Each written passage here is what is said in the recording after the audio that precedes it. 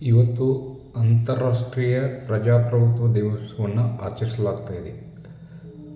ನಿಜವಾಗಲೂ ಪ್ರಜಾಪ್ರಭುತ್ವ ವ್ಯವಸ್ಥೆ ಯಶಸ್ವಿಯಾಗಿದೆಯೇ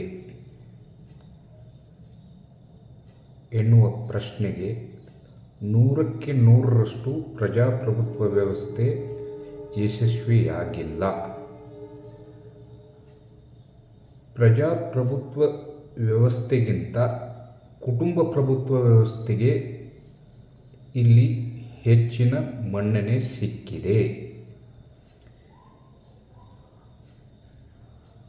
ಜನರು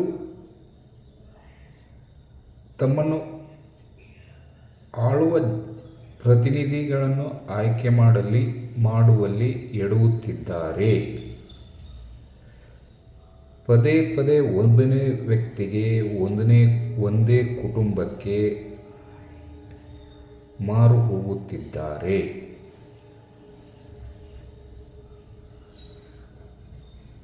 ಜನರು